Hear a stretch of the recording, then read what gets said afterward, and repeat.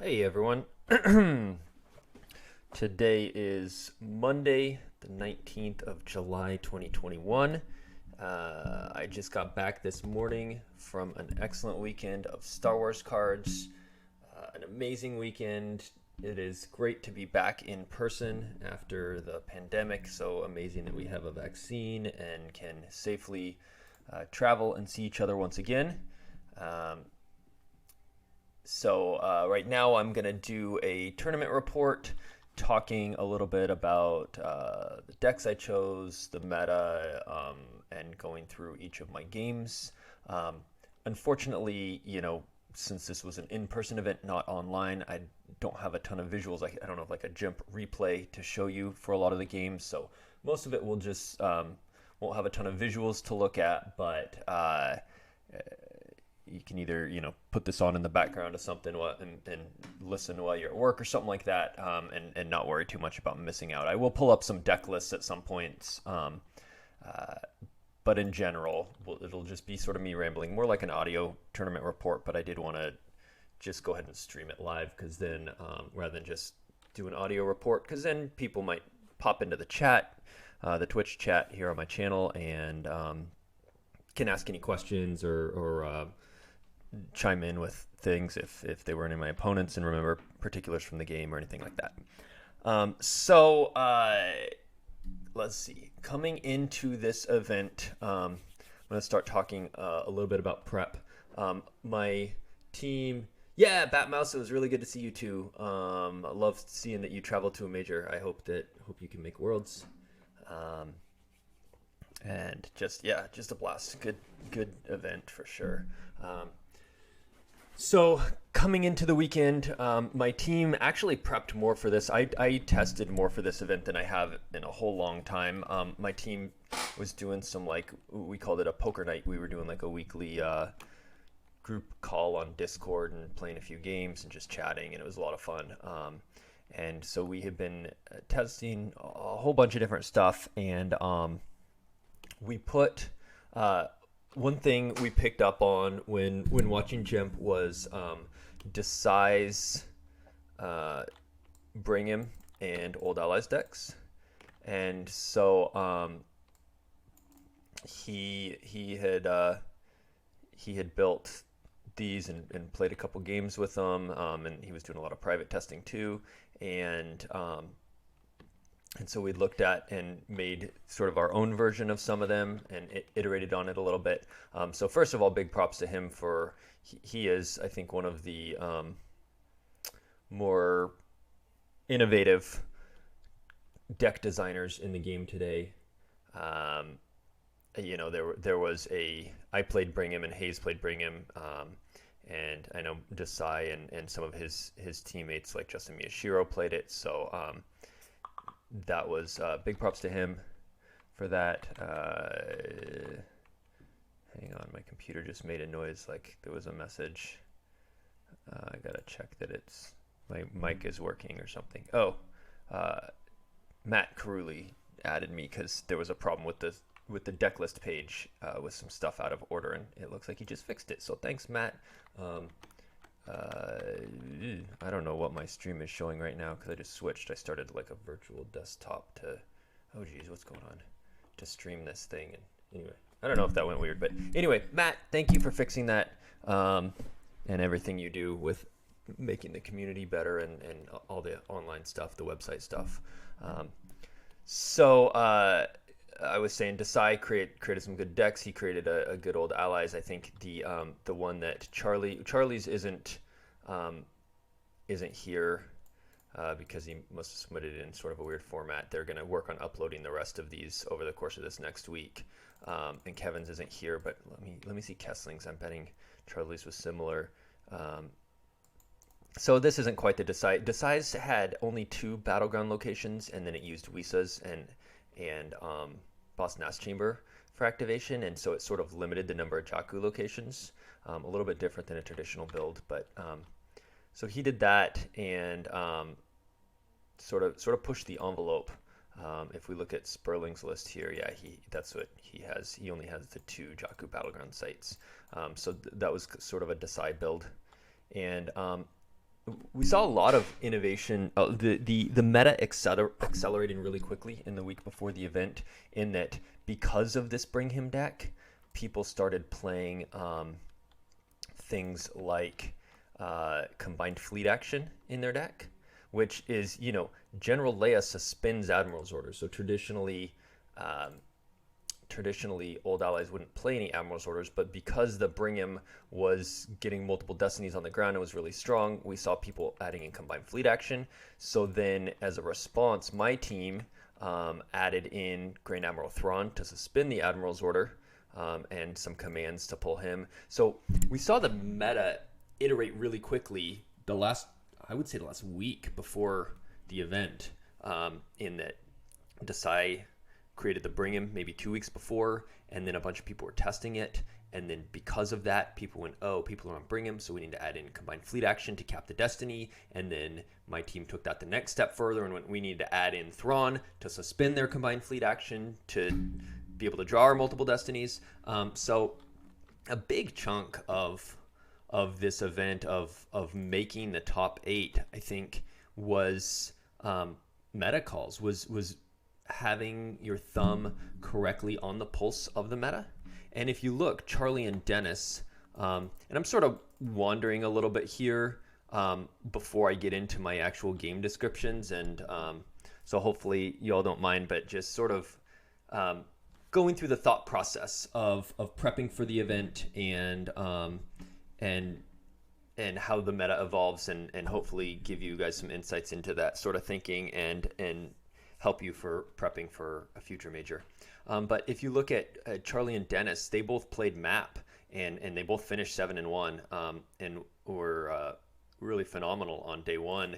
And map was a great meta call, and it's a strong deck. I think I know I personally didn't think it was very strong post errata, and I sort of wrote it off. I've played 0 games with and against it since the errata, other than I did play Dennis playing map in game 1, and we'll talk about that in a little bit. But before that, I'd played 0 games with and against it. I kind of dismissed it, and I do think it is a viable deck, but it's especially strong against old allies. And so Charlie and Dennis went, we think the field is going to have a lot of old allies, and more importantly, a lot of the top of the field is going to have old allies. So we want to be real strong against that. And they were right in that not only was Charlie playing it, but Kevin had old allies, Kessling had old allies, Hayes had old allies, Desai had old allies, Matt Sperling had old allies. So and then Justin Miyashiro down here.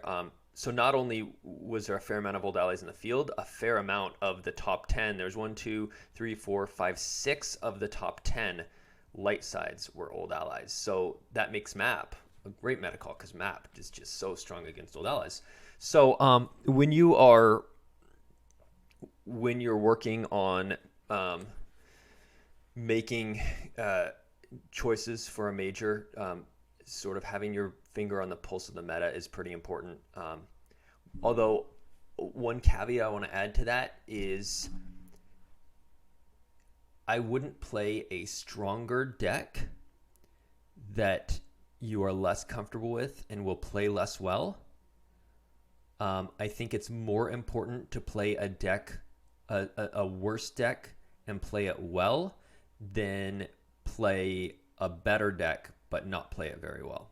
So if you are a player who has sort of a comfort level with some decks, and then you decide this deck is the best deck in the meta, I'm going to play it, but you don't play it very well, that's not going to help you as much as just like, here's the deck I'm good with. It's a solid deck. It may not be the best one, but it's still good, and I'm going to play it really well. I think that takes precedence. So I think there are some things, let me throw out another related example. Some things that players who aren't the very top players do to try and improve their game that don't necessarily, they put their focus in the wrong place. And one example that I would say is tracking. Tracking gets a lot of hype because it's like fancy and is really cool when you like force lightning their Jedi Luke and stuff. Like you can do cool stuff with it.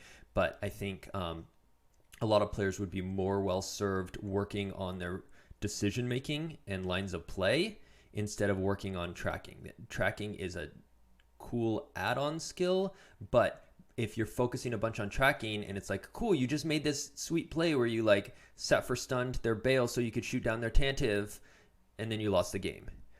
It's like, okay, you did this cool tracking thing, but then you lost the game. Like, you need to focus first on decision making and that sort of thing, and then work on tracking later. Like, and so similar idea of the start with the fundamentals first, and don't sacrifice that for the cooler, fancier stuff. Same thing in deck building. So if you decide like, this is the top deck in the meta, but you're not going to play it well, don't play it.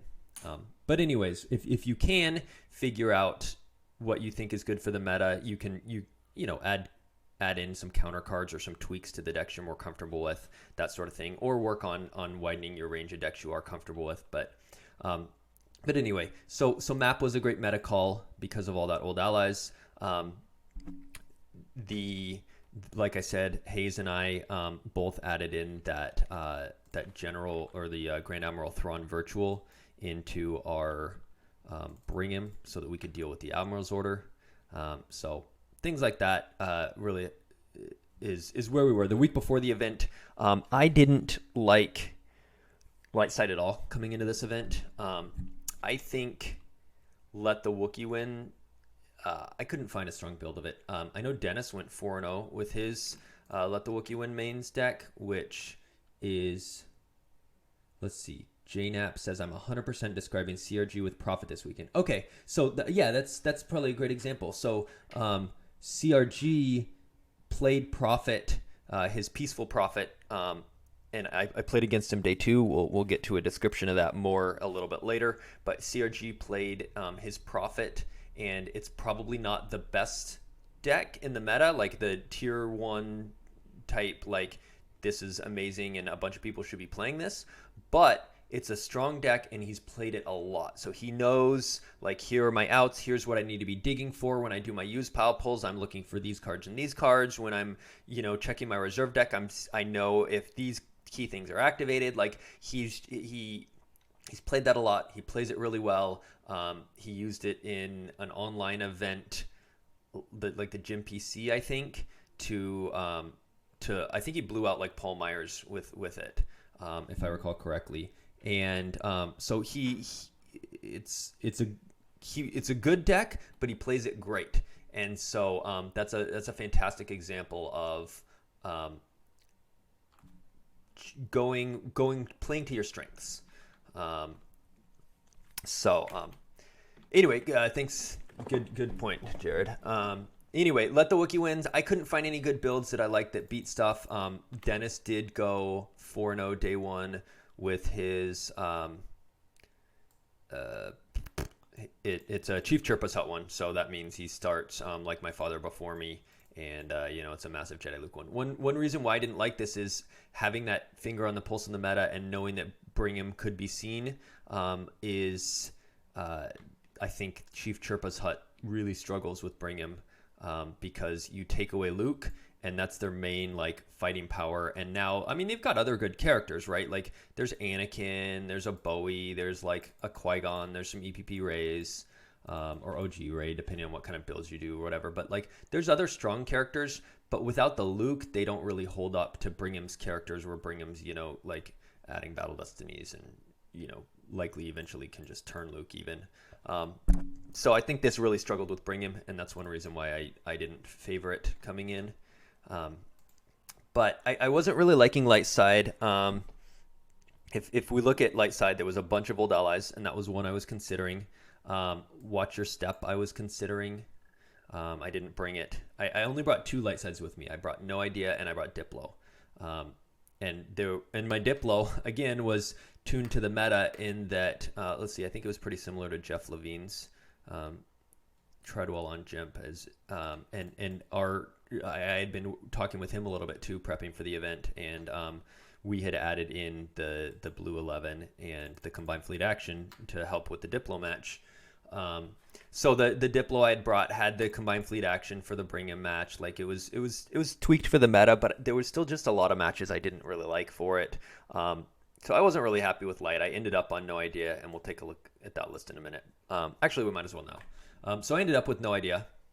And again, combined fleet action, and the main use is against Brigham. They lose one. They can't lose one. They won't lose one to Emperor's Power. They won't bother because they're capped to one destiny.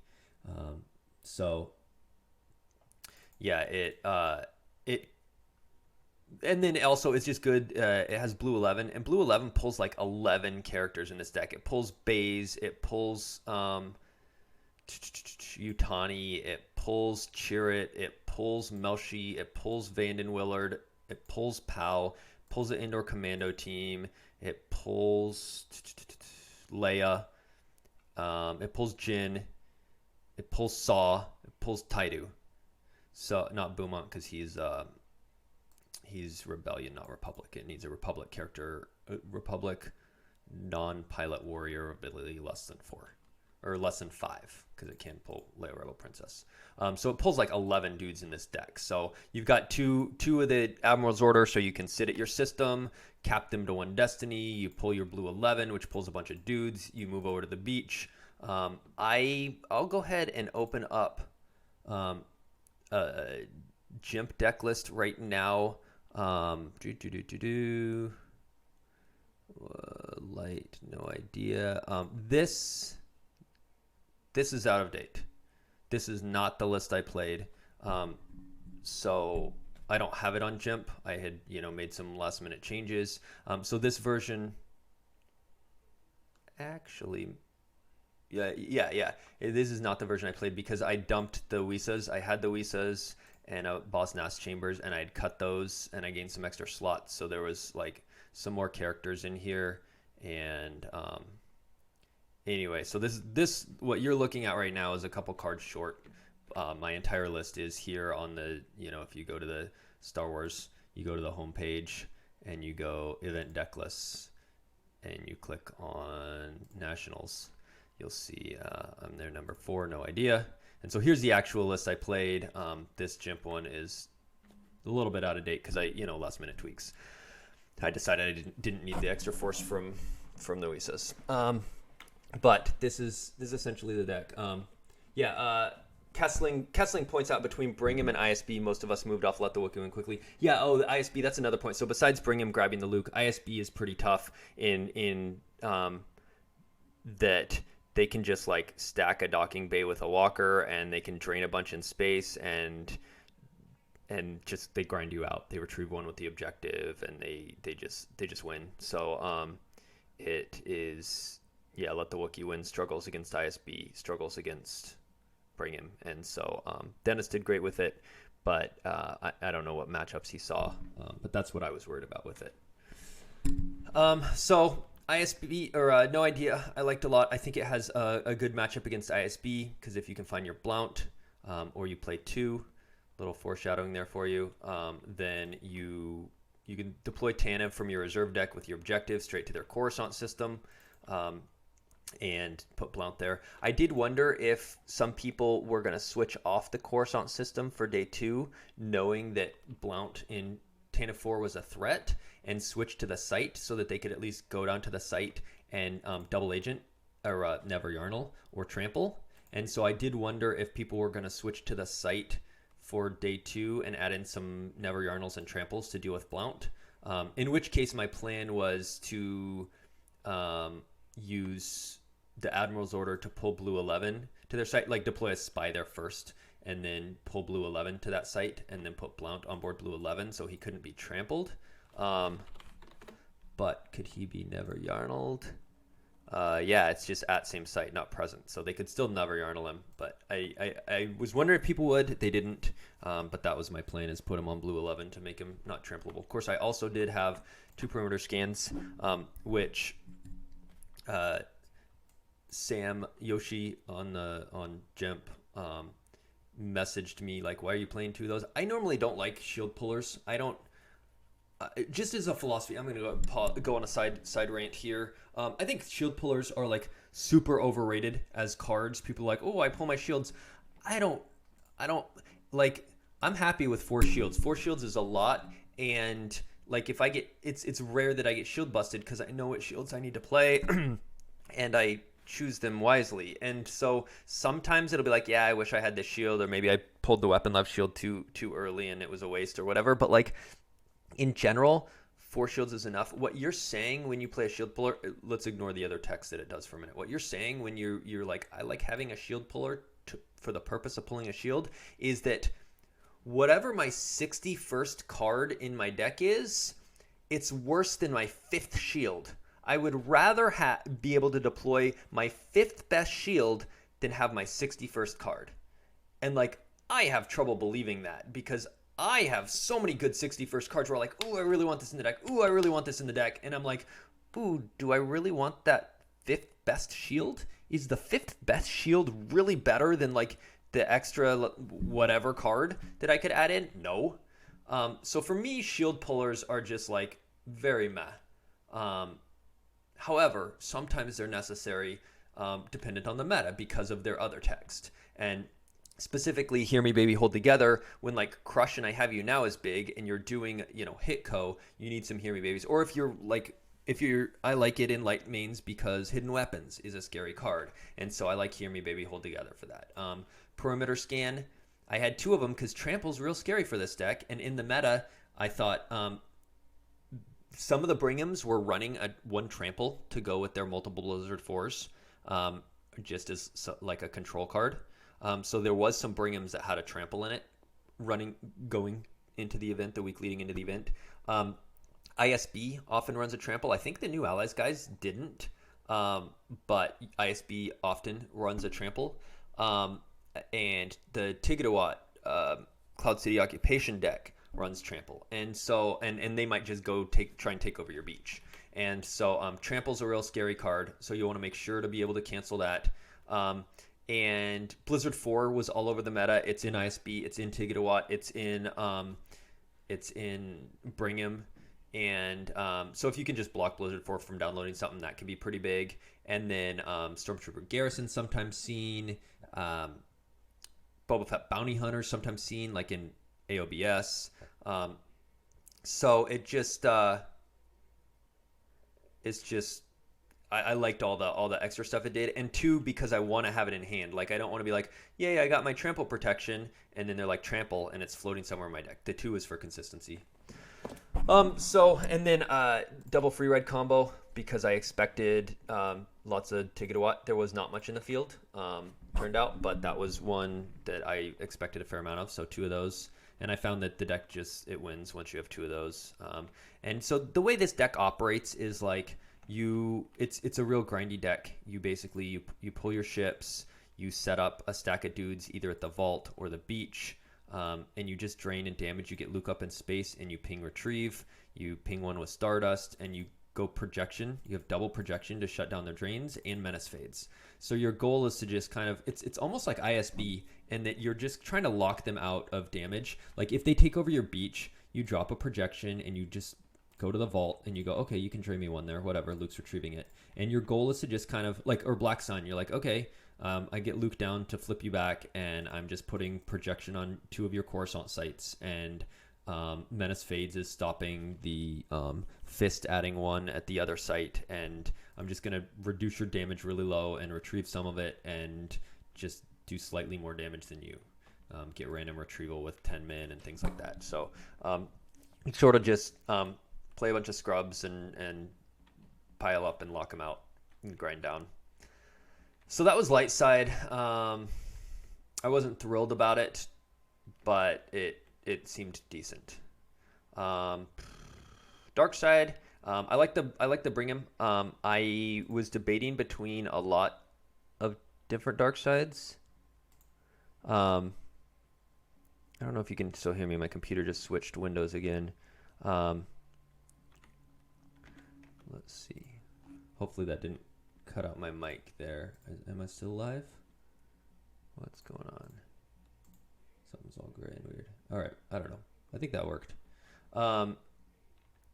Dark side, I was debating between Tigidawat, Brigham, ISB, Black Sun. Like, I had a whole bunch of dark choices that were all good. Kyle Set Your Course was another one I was looking at. I opted not to play Tigidawat because I thought everyone would just have free red combos, and it's not very good when occupation's not on table. So I opted out of that. The Brigham I ended up choosing just because it's really fun to play. Okay, cool. Thanks for confirming that, guys. Apparently, when I like try and alt tab, sometimes it switches to the other desktop. I never used the like virtual desktop thing, but I had like a bunch of crap open, and I didn't want to close it, and so I opened up a new fresh window to stream. But now I never do this, so then I don't know what I'm doing, and it keeps switching over sometimes. Thanks for confirming. It's not affecting things. So bring him. It's really fun to play because you're just like. It only has 3 locations, which just feels like cheating. It's like back in the Naboo CRV days where you just had the 2 locations and you activated off their icons, and you so then you had all these extra deck slots. Like this Brigham is the same thing. It activates 2, 4, 6, but then the security precautions is another one, 7. Emperor is going to be out 8. One for yourself is 9, and then almost every light is giving you a couple because Throne Room's pretty dead, so like 10, 11, and then a lot of times you'll just get out like a Sidious or Dooku or was there one more? Maybe not. So you can also get out, one of those Jedi Masters, and so you're getting like 12, 13 Force, and generally you just like deploy one character a turn, or you like drain and deploy a dude or something, so it's enough. And that's really nice that you just have... so you've got 4 accelerates, so you can try and get that bridge quickly, and then it's just fun to play because you get the Emperor there, and you do Emperor's power, and you're just like real aggressive with you get out first strike and blast door controls, and are just attacking with stuff like you throw Vader and Dooku, and you throw characters at them and lose one to add with Emperor's power, and it's got quite high destiny and. So it's a lot of fun to play. I thought it was strong in the meta. I think it matches up well against like a Let the Wookiee mains deck by taking their Luke. I think it matches up well against random stuff like Prophet, Step. I think it matches up great against Diplo. Old allies again can be tough if they don't have the Admiral's Order. You're great. If they do. Like I said, we had the Grand Admiral Thrawn and a couple of command pullers for him, and of course, two force push and a point man to help find him. So you shut off the Admiral's Order, and then you just aggressively battle, and it's a lot of fun. None of Team Marco Polo is going. Dylan, Silverglen, P. Myers. Yes, Dylan, Silverglen, and Paul Myers are the main people who have been playing Tigidawat recently. Dylan and Paul especially. And none of them were attending the event, but it's a very strong deck, and it's very easy to play. Like I could take a player who's a NARP and just write a script for them that's like pull Executor with mob points, pull Piet with Indoor Shield, activate, pull your Executor Docking Bay, deploy Piet, pull your Admiral's Order, use the Admiral, drop your free Executor effect, drop the Executor, use your Admiral's Order to pull a Walker, end your turn. Next turn, pull a Docking Bay, pull your Occupation, deploy a Walker with the Admiral's Order, deploy a guy on it, next to it, deploy an Occupation, consolidate them together, Docking Bay transit over, go. Deploy Occupation, go. Next turn, damage, go to the third site with it's very easy to play. There are, of course, nuances. What happens when the opponent interacts? What cards do you deploy where? When do you need to go off planet? Like mine and Kessling's game, where I played Tigidawat and he played Old Allies in the top 4, was a really cool interactive game that went totally off script. So it does change, but the general game plan setup is basically always the same. It's very straightforward, and it's very strong. It is a very good deck, and so I expected to see more players playing it than I did. But I think a lot of top players, and I know when I talked about it with some other players at the event, several mentioned we figured everyone would have free red combos, and like I said, I did. I had 2 free red combos. I would have just beaten it if they had played it. So that's why I think it was seen less, but I did still expect to see it. So the Bring Him deck, it's a real good deck. Again, props to Desai, and it's a lot of fun to play. So that's what I played. All right, I think that's all the pre-tournament prep stuff. Went out to an amazing steak dinner with Charlie and Mishki and Lee Edwards and Hayes and Kyle and myself Friday night, and got delicious steak and lobster tail. Just sort of chilled. I was planning on commentating the team event, but then they had internet issues that night. So just had a lot of fun with people. It was just such a good weekend seeing everyone. Late Friday or maybe early Saturday, I decided on the No Idea over the Diplo, and I made my last couple tweaks and rolled with it. So game one, I was No Idea and Dennis was Map. And my recollection on all these games is just I'll do my best, but I played 12 games, Star Wars games over the weekend, and then I had no sleep last night, a little bit on the plane and a little nap. So everything's a fog, but I'm going to do my best. That game was streamed. That was the first game of the day. It was on the stream. It is on the PC's YouTube channel.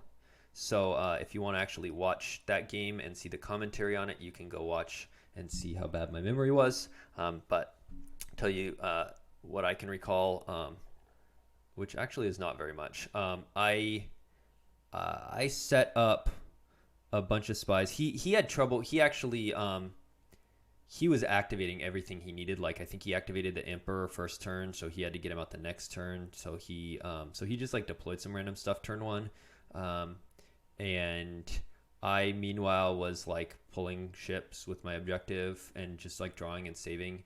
And his plan normally is to like get Emperor and pull the Dakar system with the like Emperor effect, and then use a guy at the 1-0 landing site to pull the Jakku system. So he's got a couple systems out and stuff, but he couldn't get the systems when he needed them. So at some point he had to pull the Jakku system, and Dakar just like floated. So it was kind of an awkward board state for him trying to get everything he wanted, but he was basically just like drawing. He was going slow. He was drawing. I think he drew to like an 18 or 20 card hand, and he was just drawing and saving a bunch. And so I was drawing. I didn't want to go above 12, so I was drawing and saving and just going a little slower than him. But I eventually piled some dudes into the data vault, and I think I got the Admiral's order down, but maybe not, because he might have flipped, or maybe I didn't. Maybe I went to the other system because I didn't want to flip quite yet, so I could keep pulling my ships. Either way, I'm at the data vault. I'm in space. He gets out the finalizer and some space. I'm pinging with Stardust. He's draining at the beach. He gets a U3PO down at my vault. And the first character he deployed to the beach was Min, which is annoying because I have double projection in the deck, but Min says projection does nothing. So I couldn't even walk link for projection. So his first character he puts down is Min. I can't projection it. So he gets U3PO down to my site, and I had top deck Corrin, so I don't have an answer for that. One of the bubble cards is quite a Mercenary V, so that can definitely be a consideration if you're working on tweaking. No idea. And so he gets U3PO down. He's just blocking that drain. It's only a drain of 1, but it's 1 less damage. He takes a turn. I get Jin down to the beach to block that drain. And eventually I just get a bunch of space like piled up. I get the Falcon, and I get Tanev, and I think probably Bright Hope, and I get like and pilots, and I've got Luke out who's ping retrieving. Oh, and I get Rey. So she's also down at he's flipped for like a turn, maybe 2. And I get Rey down to the vault with everyone and use pile pull something good and raise my resistance agent, of course. So that flips him back. She's totally safe, like interior. And I'm like way outpowering him in space. So at one point, like I get some battles through in space, and he's having to forfeit some stuff, and then I start chasing in space. So now with the drain on the ground locked out because of Jin, and with his space locked out because I'm chasing, and with Luke retrieving, he's not really doing much damage, but he has a chance to come in and like just wreck me. He deploys with his giant hand. He deploys Dengar with gun, Doctory combo, and Kylo and lightsaber, and he battles, and I play Keep Your Eyes Open because obviously I don't want Dengar Dengar, who shoots twice, and Kylo to hit 3 characters, and then just operate, and then I'm down to like very few characters, and he just clears me out. Like, so I play Keep Your Eyes Open, and he plays Sense, but he draws Dopeld, who is Destiny 6 plus Hux add 1 to make it 7, and of course Emperor's ability 7, so the Sense draw fails. And so the Keep Your Eyes Open goes through, which is just huge, right? Not being able to Dr. E. So then I think I draw, and then I draw an Admiral's, I think I draw an Admiral's Order for my Destiny. I draw a 6 for Battle Destiny, and Ray adds 1 to make it a 7. So then he can't just forfeit Dr. E, so he has to lose either Kylo or the other 2. So he loses 2 to his own Kylo battle, and then he decides to forfeit Kylo for 7. And then I think I Walkling the Keep Your Eyes Open, and then I use Vanden Willard, who acts like a 3PO, to grab the Keep Your Eyes Open back. Yeah, live by the Dopeld, die by the Dopeld. Yeah, that was bad luck for him, because I think he had like an 8-card reserve deck or something, and he, drew his like 12% chance or whatever to fail the Sense draw. So that was unfortunate for him. And then I did the pro play of I'm gonna Walkling my Keep Your Eyes Open back, and then I'm gonna 3PO Vanden Willard it into my hand and battle and clear those other guys. And so basically I'm just pinging 1 with Stardust every turn and draining either 1 when I'm at Scarif or 2 when I'm at Jakku in space, as I chase him around in space with my like 30 power to his like 15 or whatever. After I think I killed the Steadfast at one point. He was like 20 something, and then I killed the Steadfast, and he's just running with Finalizer. And so I'm draining 1 or 2 every other turn in space, and I'm pinging 1 with Stardust, and he goes down with a few guys over to his Jakku site that's going to do 1, and but I'm still retrieving 1 with Luke, so he's not really getting any damage through, and I am, and I've just got board control. And then the fire alarm goes off, and so we all have to head outside, and while we're outside we chatted a little bit about it, and I had it locked up, and he said some comment that makes me think that he thought it was like diff mattered or something. So, but then when he realized like it didn't, because it's strength of schedule, like he just was like, oh yeah, this game's over. So we went back in after the fire alarm, and he conceded immediately.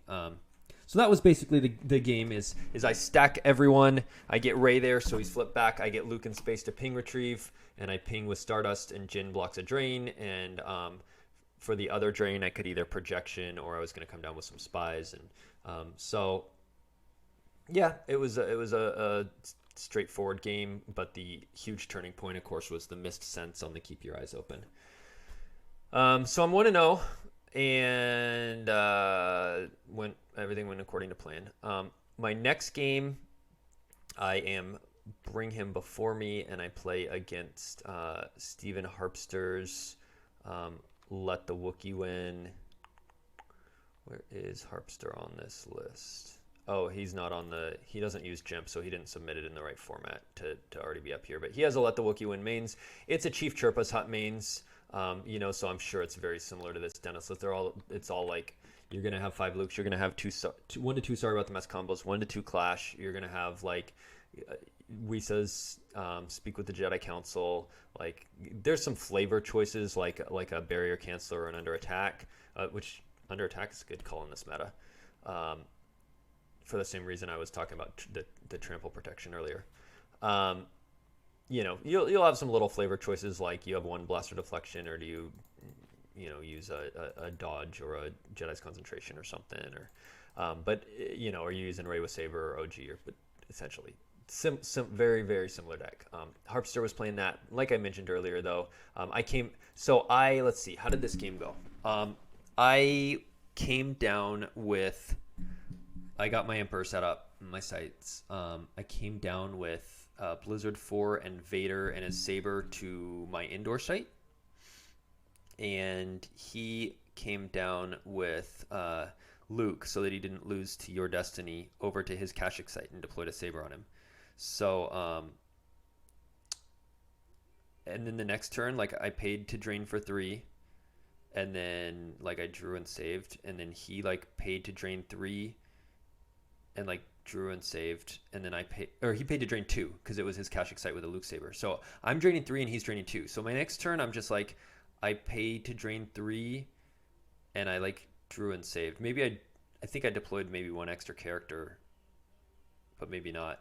And then his turn, he paid to drain for 2, and then he deploys an Obi with Luke, and at one point he does a Wisa to pull the battle plane. So I know he's planning to go to 2 places, but I'm not like doing anything real fancy because I'm doing 3 to his 2, and I'm happy to let him change the board state and then me react to it and me attack into wherever's weaker. There's, the idea is I'm winning and the onus is on him to change that. And if I just go try and change that by attacking preemptively, like I could attack into a big old mess with, say I play Sidious and Newt and try and draw 3 destinies, and then he clashes or he sorry combos or just whatever. Stuff could go wrong. So like I'm content to wait him out. So but then the next turn he's going to get that all set up. So what I do is I put down like Maul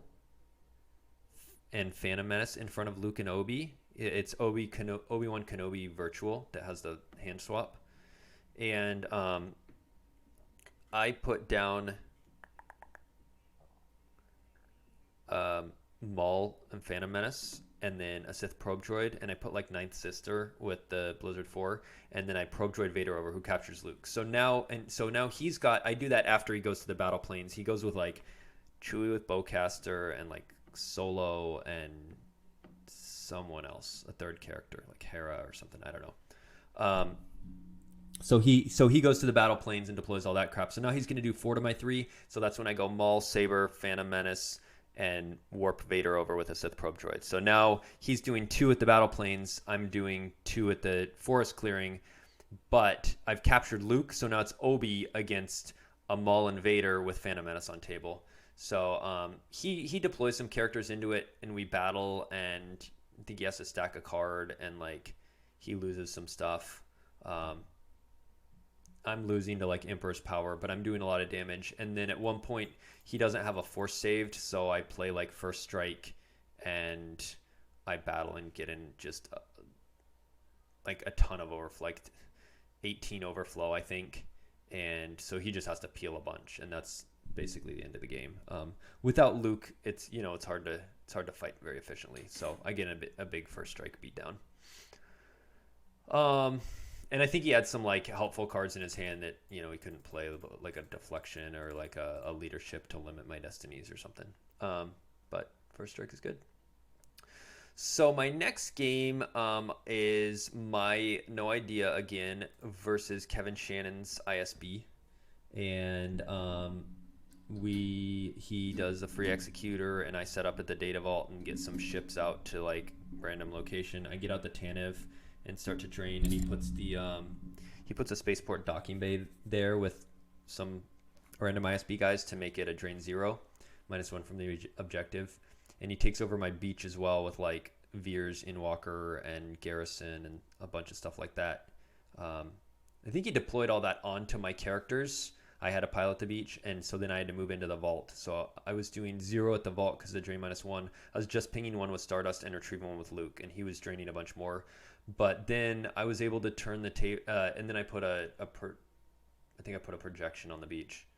So he's doing like 2 in space and draining like 3 on the ground. But then I was able to get Blount out and flip him back, and that cut out a lot of his damage.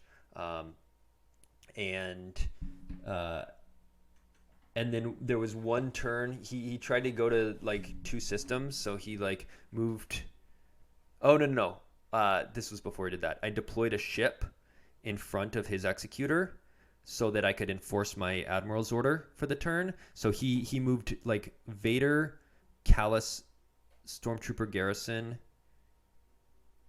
and someone else, some ISB agent, to go with Callus.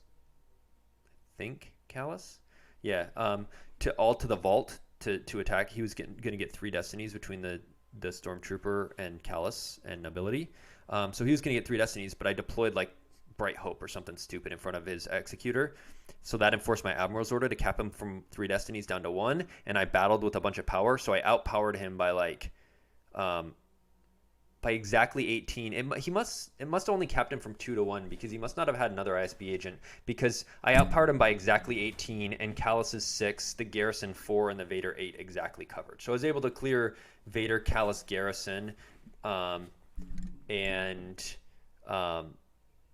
then move my ship away, and that made him a lot weaker at the beach, so that later I could move out in front of his Veers, which I don't know that I ever did, but it was very much a live option, because by that point I had turned the tides, and since Blount was out, he wasn't draining +1 at any sites. My Coruscant system drain was not -1. My Data Vault drain was not -1. So now I was doing slightly more damage than him, and I was retrieving with Luke, and he was not retrieving with his objective. So now I had the math on my side, and he was only barely ahead in life force, and I was catching up every turn. So I don't even think I bothered to move out to the beach, but I could have. And so at that point, time was called. It was my turn, beginning of my turn, or it was the end of his turn, I think. And then it started my turn, and he was at like 17 to my 16, but he only had like 1 or 2 in hand. So like I drained, and he lost all his ones in hand, and I pinged out from Stardust, and that pinged him from, he was at 17, I was at 16. That pinged him down to 16, so we were tied. And then I retrieved, oh, I must have still been down 1, because I retrieved 1 with Luke, and that tied us, and then I retrieved with Walkling, and that put me up by 1. So I ended up winning 17 to 16 on time. But also, if that game had played out, I was draining more and retrieving more, and like I was gaining like 2 every round. So if we kept playing, I could have just, anyway. I was gonna win in the long game, but I also managed to, on the last turn, pop up above him in life force. He was down to 16 in deck and 0 in hand, and I was at like, I ended with 17 in deck and like 2 or 3 in hand still. So I what a shock. Kevin and I timed out No Idea versus ISB, but I did pull that one out. So I started out 3-0, and I'm feeling pretty good. Stuff's going to plan. But then next I play Brigham against Justin Decide's Old Allies, and this game was like a disaster. I played very poorly, and I had some bad battles early. I deployed Vader and Saber to his site to start draining, and he just flies up. And he gets out like Leia Rebel Princess to one of his ships, and that's real bad, because now it's just going to negate Vader's drains, and I'm kind of choked. He never deploys his 2/2 site, so like kind of choked, and I throw down. He's got Poe and Calrissian on the Falcon turn 1, and then he gets out like a Corvette and stuff, and I throw down Maul on his ship. And I should have just cloaked, but I decided to battle, and I battle in Emperor's Power. And then I think either he had the leadership with Radis up there, or like I drew really low, but I'm way outpowered. So I had to lose Maul and peel a couple. And then I should have just cloaked so I could drain free, and that would stop him from flipping too if I'm at a site. And then I could have waited until I got like Thrawn to go with the Maul. But anyway, I got impatient. I went to space. It was a bad play. So I had to lose some cards. And so he's just draining in space. He's like laying my other drain when I can afford it. And then eventually he just gets out like a pile of stuff. He's like out activating me. He's doing more damage. And eventually like I conceded. I don't even remember the second half of the game. I was pretty tilted after just like not cloaking with Maul and just taking a very bad battle that I initiated. So yeah, that it was not a good game for me. And I carried that tilt into the next game. The next game was my No Idea versus Matt Sperling's Set Your Course. So he's doing Set Your Course, and he's just like cycling through his deck with like a Forlom or something. And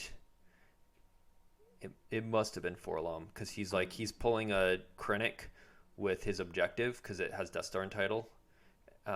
Krennic Death Star Commandant. He's pulling Krennic, and then he's putting it back with Forlom to like cycle through his deck and get his hand set up. And I go with I use my objective to pull. I think Lightmaker was the only thing in there. I pulled Lightmaker, and I put out Hanshui Falcon, and I put like Blount, I think, on board as like a passenger, because I'm like, he's doing space stuff. So he started the shuttle interrupt and bow to the First Order and quad drive yards, and he pulls some systems. So like I know it's a space deck.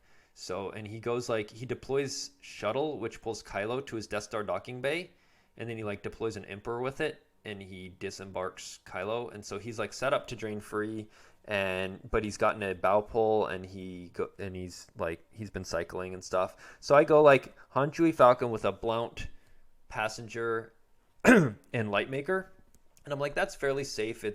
He's got a forfeit 6, forfeit 11, forfeit 19, and power 12, and a Destiny to power, and a Battle Destiny, and like maybe he has a lateral, but like Blount, that's why I threw the extra Blount forfeit on there in case lateral, whatever. I'm like, that's fine. Like I think I set up a couple spies, some spies, and moved out to the beach with the plan. So like I'm stacked at the beach with some spies, and then I go to space, and then he comes down with like Tyrant, I think, and he plays a tractor beam, and he like battles, and he plays whatever it is, our first catch of the day or something, or in range or whatever. One of the whatever the interrupts are. Nobody actually knows them except like 3 people.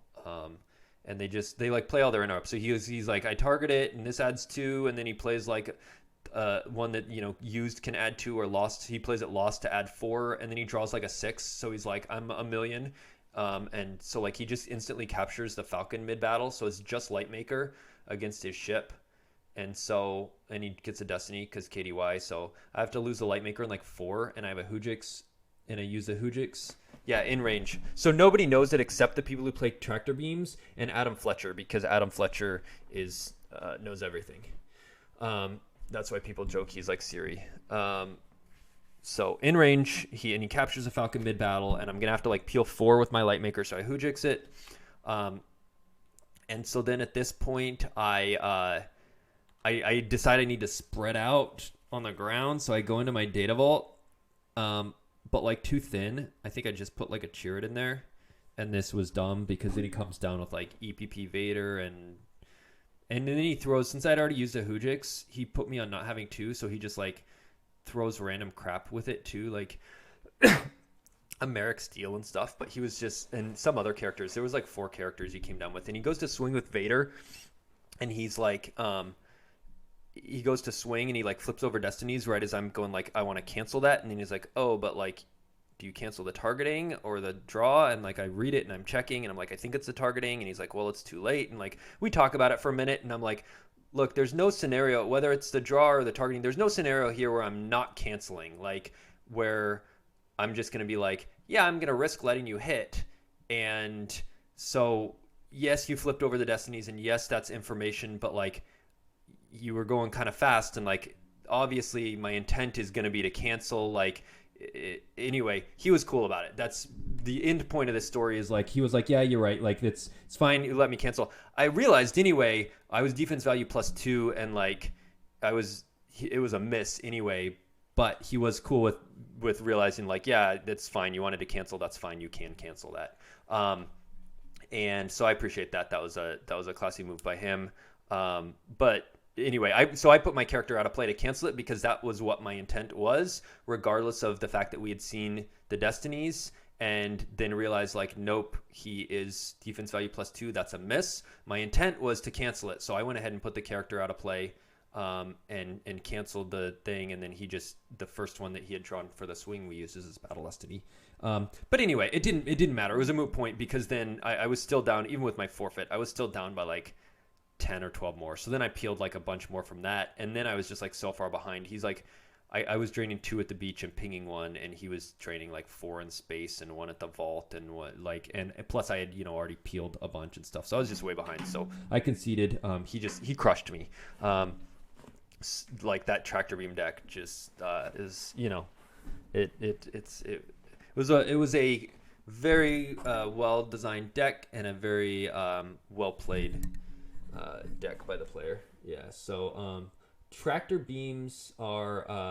Adam says I know because I coded tractor beams in GIMP. Yeah. Actually, Phil, when we were talking, when we were chatting in our Team 5 Slack, like mid round, and I mentioned tractor beams, Phil's like, yeah, I was actually just trying to think the other day of what are the most broken cards not coded in GIMP, so they might be under people's radars. And I didn't mention tractor beams to you guys, and I was like, oh, they're actually coded. They got coded a couple months ago, and so Phil didn't know that, but yeah, I did, and that's very cool. Very glad to have your contributions, Adam, because not only all the deck stats you do and everything, the fact that now we can go see tractor beam, not that one, we can see tractor beams in here and play those online is very, very cool.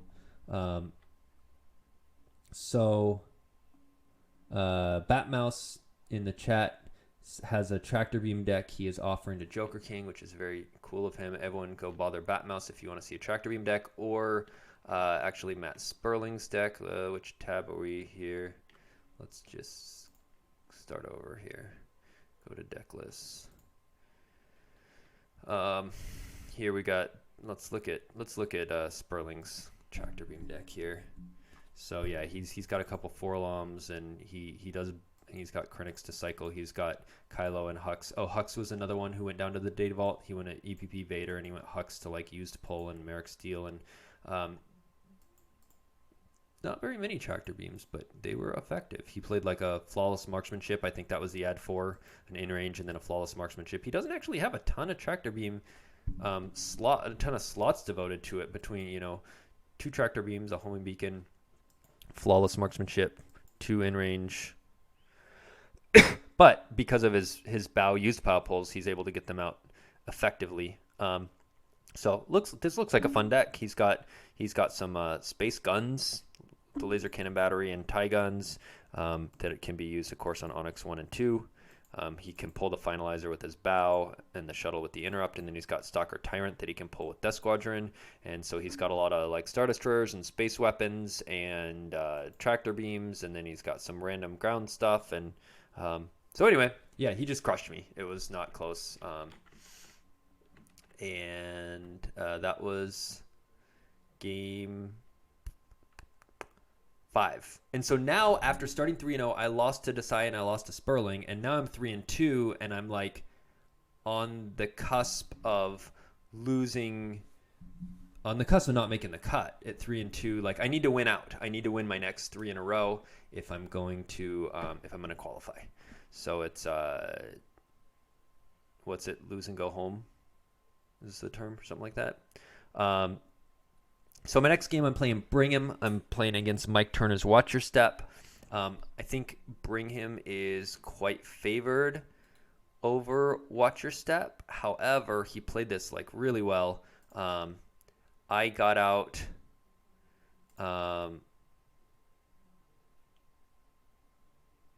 What am I doing? I guess I'm pulling up his Watch Your Step. Turner. Oh, it's not uploaded because he did the wrong format. All right.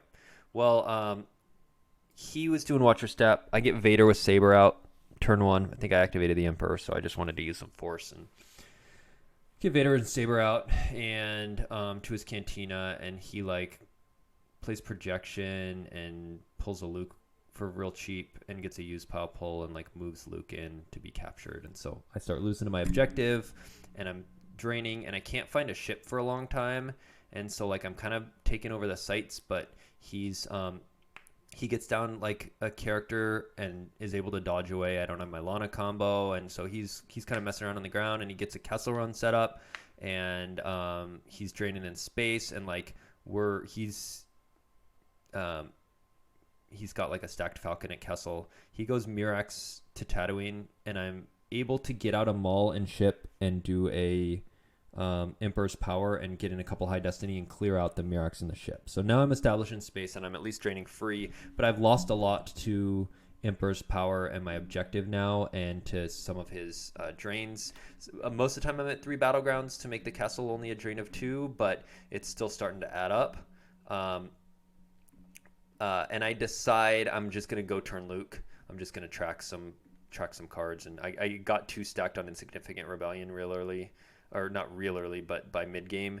And so I decide I'm just going to take the guaranteed like turn, and so I warp Vader over, and without Vader there, now he's able to establish at the Cantina a little bit. So I'm starting to get real low in life force. He's probably at like 15 and I'm at 10. But then I track a couple ones using Forlom, and I flip a 7 to turn Luke, and of course, and I ended up stacking a 3rd insignificant card. He goes over to the forest at one point with some guys that I have to go kill, and he played it really well.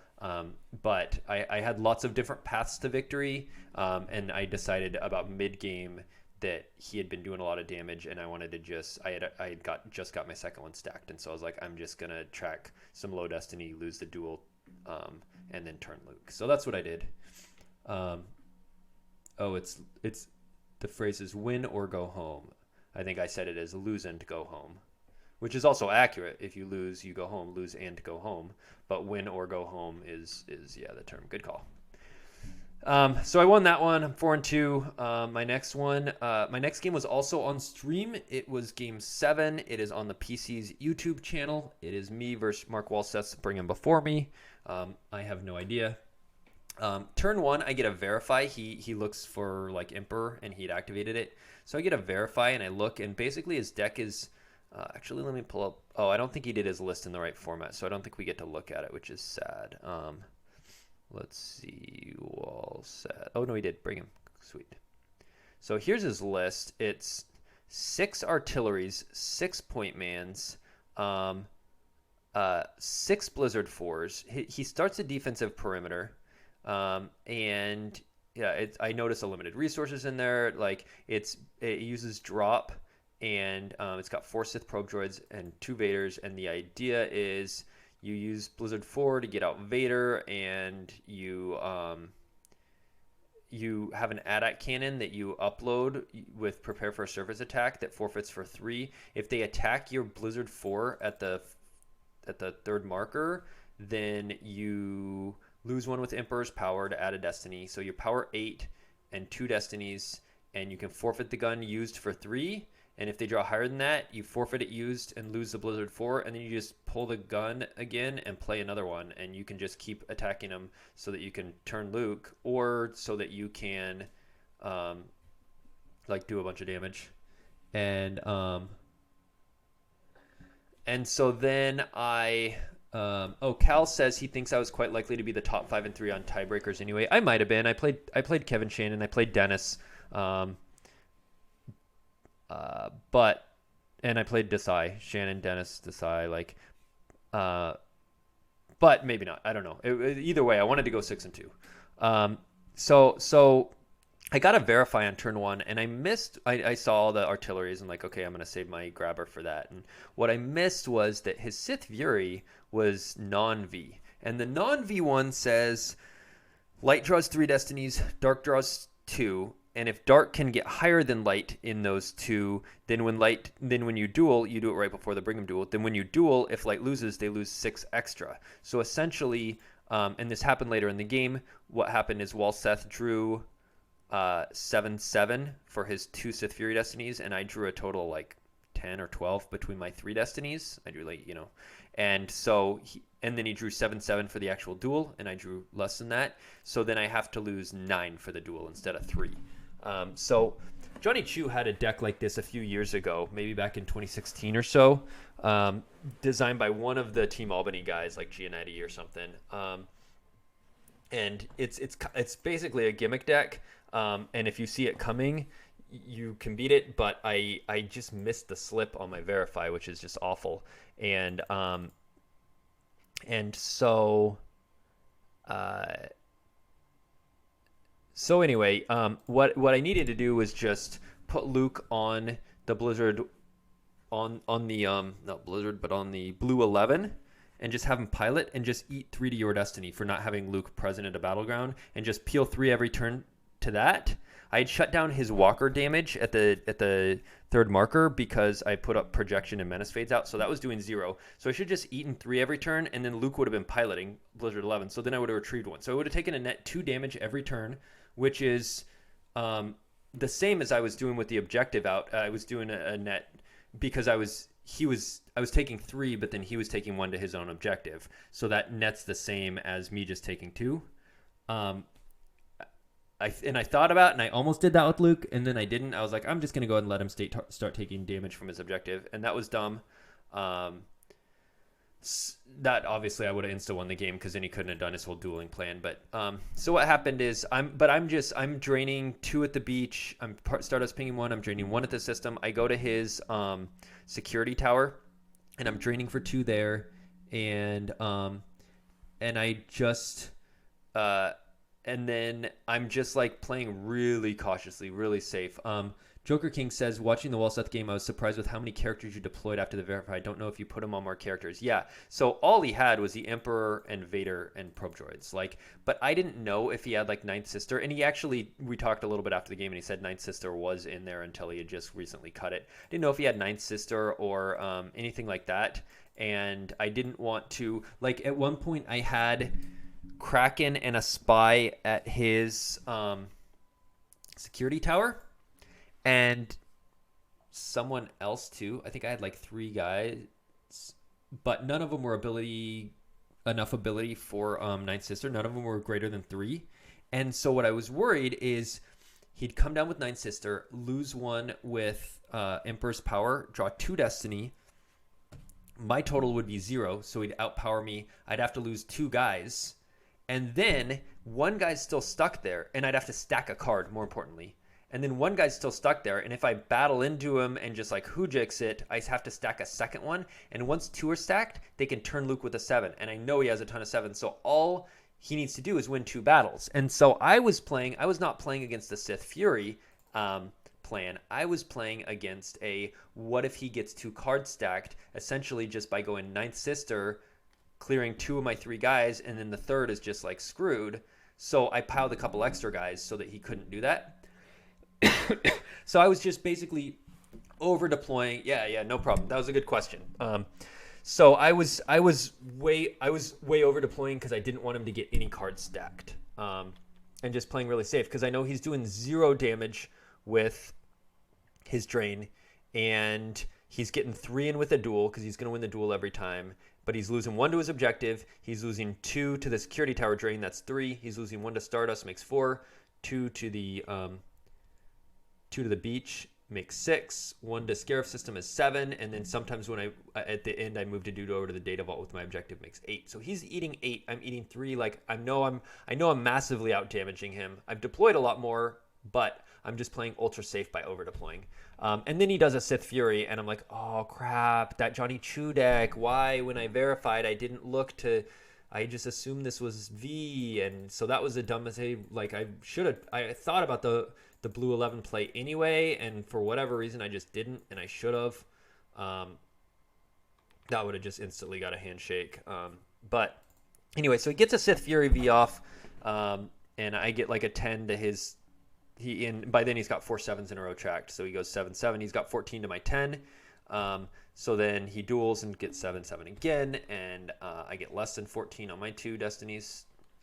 And so I have to peel 6 for the duel, or 3 for the duel and 6 for the Sith Fury. I peel 9, and suddenly it's ooh, this became suddenly a close race. If he gets off another Sith Fury, he might win this. But luckily, I was tracking, and so at one point I had 5-5. I drew a 5. Oh, at one point I drew a 5-5 to tie the duel. Because he also drew a 10 or something.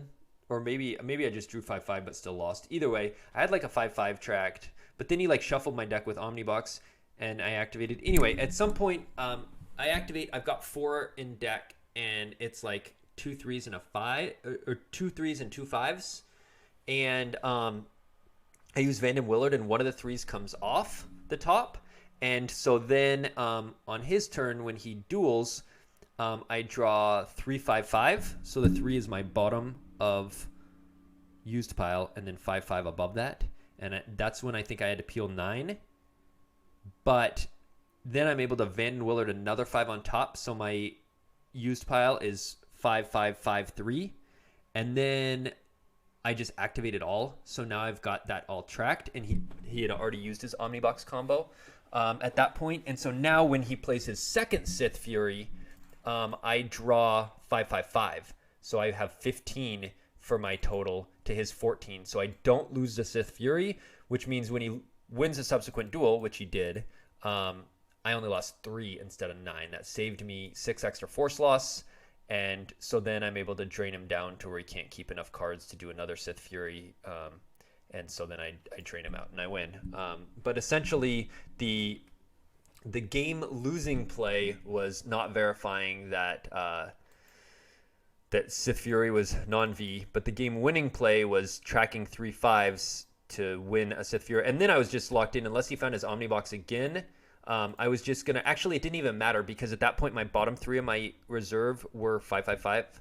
And so what I was going to do was activate it all except those 3, so that even if he Omniboxed, then Sith Furied, I would just have 5/5/5, and then I couldn't draw anything for the duel, so I'd auto lose a duel and auto lose 3, but that's fine. I wouldn't be losing 9.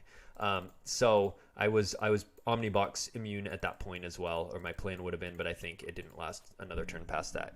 But just coming up with the plan of like, okay, I need to not lose that Sith Fury battle is helped win the game. So it was a interesting, fun game. I definitely over deployed, being very cautious. I definitely should have noticed that Sith Fury was not V. The Luke Popsicle was made after Chu played that deck to kind of make it more viable, so that if you played against something like Old Allies or WAP or Hyperdrive, that you could still do a Luke and you could still do Sith Fury, or maybe it was made right before and that's what made it viable enough that Chu played it, whatever. But it was around that time frame, I think, and Chu played it. So if you're playing against Brigham, check to see if Sith Fury has a V slip or not. But I was able to pull that one out. So now I was 5-2, and my last game was Brigham against Matt Sperling's Old Allies, and this was a straightforward, like, just beat down. He went to space, but I came down with a bunch of stuff to ground, and he tried to come fight me, and I was able to just like beat him up. I used a Sniper Dark Strike to clear somebody, and then I was able to just like overflow Ray for a whole bunch. He wanted to clear my Vader, I think, he cleared Vader with like Padme and EPP Ray and like 1 or 2 other characters, but I was able to like hit someone.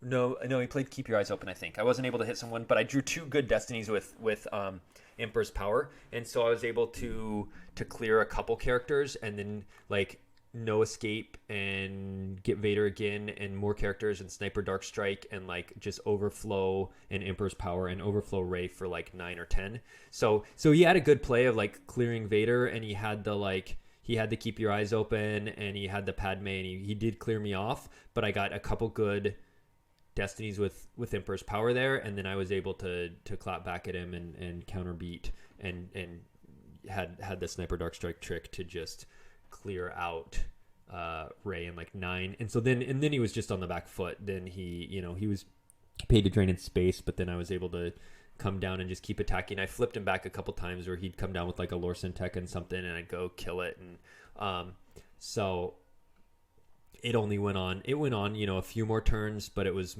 mostly like going through the motions. So he conceded after that. And I was able to at least get my revenge for the tractor beam game, but he was again a gentleman in that game as well. So I'm glad he is now coming out to events, and super nice guy. He played well. So I was 6-2. I made the top 8, and which this was the order. Kevin Shannon just is a ridiculous fellow, can take 6 years off from playing, come back not even do that much catch up. It's not like he's been prepping for months. He didn't know like what No Idea did. He had no idea what map did. He was having to read cards and just like, and still was just playing so well. He finished above me. Like he finished third on the day. So Charlie went 7-1. He actually went 7-0 and then was paired against Dennis his last game and just scooped to him because Dennis was 6-1 at that point. So that they would both be in at 7-1. However, they were both already in already. Even if Dennis took a second loss, he still would have been 6-2 and made it. They were both already in. There's no reason for them to play it. But also Charlie was Old Allies and Dennis was Map, and Map would have crushed Old Allies. So it was already like, okay, there's no need to play this game, and you're gonna win anyway. So I concede to you. So they were both 7-1. Dennis's only loss was that first game I described, my No Idea over his Map. Kevin was a top 6-2. I was also 6-2. Kessling went 6-2. Hayes went 6-2. Mr. Matt Lutz, CRG, went 6-2. And Kyle Kruger was the top 5-3 player. And then right on the bubble was Justin Desai. And then after him, Sperling and Call Aldred were also 5-3. And I'm not sure how far down the 5-3s went. We were quite happy as a team because Team 5 had me, Hayes, and Kyle in the top 8. And also Cal went 5-3 and had an awesome showing as well. He was right in the mix till the end to make day 2 as well. So all 4 of us showed up and played really well. And so we were happy with our team performance. Team New Allies had a bunch of people in. Team 5 had 3 people in, me, Hayes, and Kyle. They had 4 people in, CRG, Kessling, Dennis, and Charlie. So there was 4 New Allies, 3 Team 5, and then Rogue, Lone Gun, Kevin Shannon. And it was going to be a randomized top 4 versus bottom 4, so I knew I was going to be playing either Kessling, Hayes, Matt Lutz, or Kyle. And I was hoping not Hayes or Kyle. So trying to figure out decks. Again, I didn't have a ton I liked. What I decided to do was stick with No Idea. I did change it. I cut out the 2 free ride combos because I figured nobody's going to run This Deal Is Getting Worse All the Time.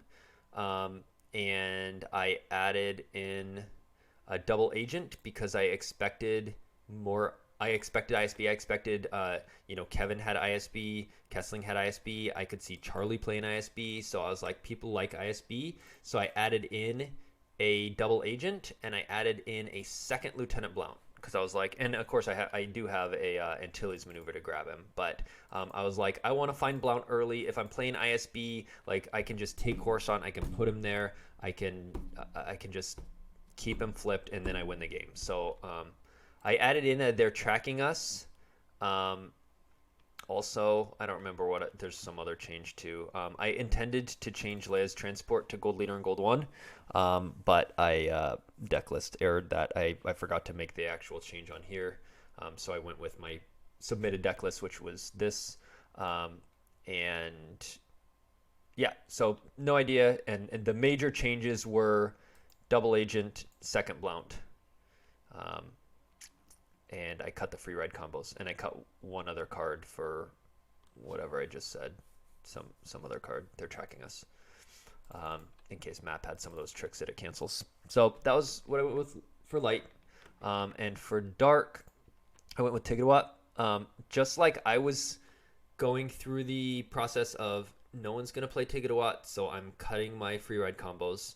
I figured everyone else was going through that same process and cutting all their free ride combos, so I was like, I'm gonna do Tigawat. Like everyone's cutting their shit for that. So I went with that. I did up to a third occupation in case they did have free ride combos, and I do have a something special in case they had escape pod combo to loop and free ride combos, so I could grab free ride and grab escape pod and still play more occupations. But I'm like, I'm just gonna play through. Just like essentially the reasoning is Diplo plays 3 celebrations to get through their cancelers, so like why not just play 3 occupations to get through their cancelers? So I did have that too, but I also was figuring where people were cutting for it and not preparing for this deck. So this is a Paul Meyer's creation, and along with Dylan, they've been running it a lot and doing really well with it. So props to them for designing it. I know their version's several cards off, but this is a tweaked version to play. I added in some changes from if you Cal was playing it the day before, and I made a couple changes. Like I added in a Decree V because I thought I might play Matt Lutz's Prophet. I didn't know what he was for Dark. It was apparently Shadow Collective. I didn't. The night before, we were like, who was playing what, and we were all just so foggy we couldn't even remember. I didn't know. I knew Kessling was on ISB, but I didn't know what his light side was. And it wasn't worth the effort of like asking around. So I was like, I'm just gonna play some solid decks. I'm gonna add in a little bit of tweaks for potential expected opponents, like the double Blounce. But that was more like, I think there's like at least 3 people in the field who could play ISB. And let's see, what did it end up being? I think just 2. Kessling. Oh no, just the one, because Kyle switched. So there was only the one ISB. But I thought Kevin, Kessling, and Charlie might all play ISB. So I added in that Blount. So here I added in a Decree, and I added in an Image, and one other card. I don't remember. So, all right. So that's what I went with for my decks for day 2. Game 1, I was playing against Matt Lutz, and I opted to start as Dark Side, and he was Prophet. And the Prophet he was playing is his Peaceful Prophet, I think is what he has named it. The idea is you don't want to battle. I guess that's where the Peaceful comes from. And you just want to do a bunch of pings. So what he does is he sets up the audience chamber with R2 with a landing claw or with a fire extinguisher, so he can cancel a battle, and he puts like Yoxkit there so he can just take it back to hand, and he puts like Caldera Rigum there so he you can't have too much ability to fight him, and then he puts a Padme with it so that you can't blank the Caldera with Vader, and then he puts like and then he gets a BB-8 there, and like a Rose, and a General Leia, and a good blaster, and he just does a bunch of pings and damage, and he uses a Lor San Tekka to move someone over and ping more. Like the idea is if you have Leia with blaster stacked with everyone at the audience chamber, and then you Lor San Tekka move her over one site, then you can do an extra Prophet ping and an extra blaster ping, and so he let's see, how did this game go? I set up a bunch of walkers all over, and I do occupation, and he plays a free ride combo, and I grab it and play a second occupation, and then I'm holding a third in hand all game, and he was lamenting a little bit about cutting his second celebration canceller, but had he played it, it was already grabbed, and I would have just deployed my third, though it would have saved him like 3/4. It would have saved him a turn. But he he sets up all his stuff at his audience chamber. He's got the Caldera and the R2 with the fire extinguisher, and a gifted 3PO, and Padme, and all that bunch of stuff there.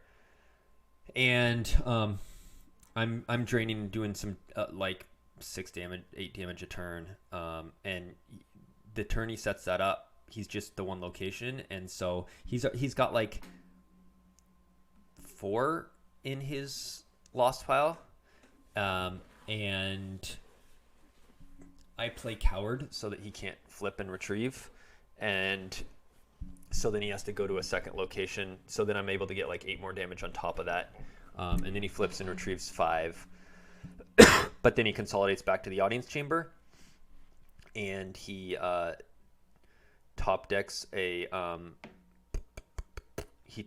Wisa, which I had verified, or not Wisa, but a We're Doomed non-combo, which I had verified in there, and was planning on grabbing, but then he uses Walkling to retrieve, but he had consolidated back to one location, so Coward canceled that retrieval.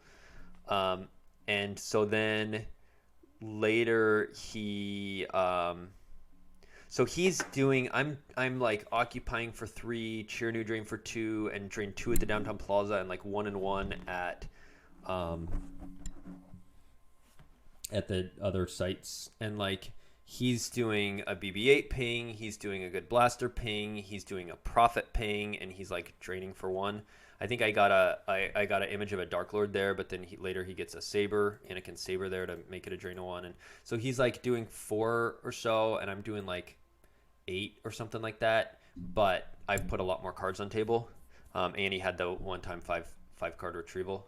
I go to his farm and he projections it, and I don't have a trooper there yet, so it's not draining it at all. But anyway, we're both trading damage. At one point, he plays and it could be worse for 3, and I'm a little worried there might still be a non-combo We're Doomed in there, like that he might have a combo one, that he might have top decked the non-combo, but he might also have a combo one in there to loop with 3PO to shut off my occupation damage. And Free Ride's already grabbed, and my second grabber, which I'd started, I opted to start something special over Aerotech, because I knew with 3PO he was going to be looping abusive stuff. He was going to be looping it could be worse and all this stuff. So I started the second grabber. And so we played and it could be worse, and I thought about grabbing it, and then I didn't because I was still worried about a non-combo We're Doomed. And so then I get like another verifier or 2 and decide, no, I'll just grab it next time. But he tracks the it could be worse through his deck. But then when I do, and him planning to top deck to then 3PO it into hand, but I do damage and then he top decks it. He just mistracked it. He was off by 1. So that was really big. I think I ended up grabbing something random. I don't remember, or maybe I never even used my second grabber. I don't know. But he ended up top decking the it could be worse that he was tracking around, which was obviously a big mistake. And he does at one point use solo to play the non-combo We're Doomed once and place it out of play. But anyway, it's mostly a damage mitigation, and I'm just doing way more damage. He eventually does get out Obi and Radiant 7 and a Landing Claw, so that shuts down 2 damage from the Tyrannu drain and lets him drain free. And he does eventually spread to 2 sites, or no, he just lore synteching a little bit sometimes, but I have Decree V out to make sure the profit ping is only 1, so he's not bothering to go to an extra site yet. But anyway, I'm just doing a ton of damage, and it's just a damage mitigation thing for him. And like he does a Yox get where he pays 3 to take back a weapon so that he can get a pseudo retrieval in. But anyway, I eventually win by 16. The way I would describe this in a short version is like he played his game, I played mine, but he went very conservative and I didn't. I went pretty aggressive. So I could have been worried about, what if Leia comes down with their blaster and shoots my walker and this is bad and blah blah blah. And instead I was just like, YOLO, walker, guy, like come at me. And he didn't. He went over and played his game, and so then that meant my damage like really added up. And so I won by 16. So the next game was my No Idea versus his Shadow Collective. And I knew this would be a tough game, but I didn't think No Idea could lose by 16 because I can just like grind him out. I can just pile real hard, do Stardust damage, drain some, and just like eat his pings and just grind him down. So I think like turn 1 he gets out Maul and moves him over the Lightmaker site. And my turn 1, like, I think I just draw some. And then, like, his turn 2, he moves Maul over to the defensive perimeter after getting out another site. And, like, my turn 2, I go, like, Bright Hope, Admiral's Order, pull Blue 11, pull a dude with Blue 11, drop a dude into the Data Vault to take the plans, play another dude to the beach, move out with the plans unflipped. And so I'm like stacked at the beach with Blue 11 and like a bunch of guys, and I'm all set up to drain for 4 or to drain for 3 and ping for 1, and like looking great. I got like a Luke in my hand. And then he deploys Zuckuss and Mist Hunter and Forlom.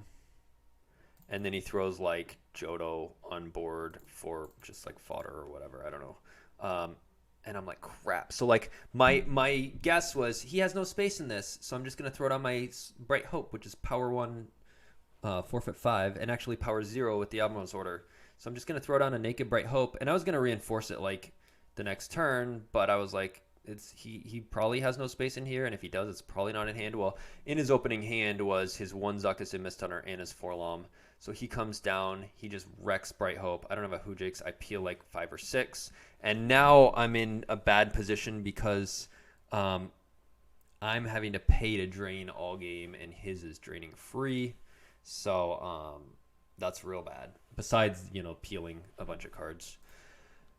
So, but I know I just want to get damage in. So I get Luke onto blue 11, and I split over to the vault so that I have 2 battlegrounds and I can retrieve with Luke. I pay to drain at the beach, and I start a Spink that turn. The next turn, obviously. Well, he reinforces with IG, and he drops. I think the turn he drops Zuckuss too. He played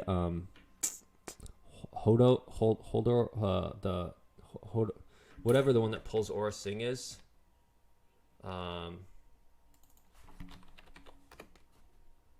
He's a hoe. What is his name? Okay, you know what?